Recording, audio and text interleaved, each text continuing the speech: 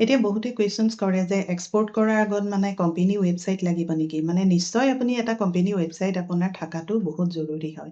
কাৰণ আমি এতিয়া অফলাইন যেতিয়া আমি দোকানত যাওঁ, তেতিয়া দোকানতে গোটেই বস্তুবিলাক ডিছপ্লে হৈ থাকে, তাৰ পৰাই আমি মানে যিটো বস্তু লাগে আমি মানে আনিব পাৰোঁ। এতিয়া আমি ছাপ'জ বেলেগ এখন দেশৰ বেলেগ এজন মানুহৰ লগত আমি ট্ৰেডিং কৰিম, আমি বস্তুটো বেচিম, তেওঁ আমাৰ কিহৰ ওপৰত ভৰসা কৰিব?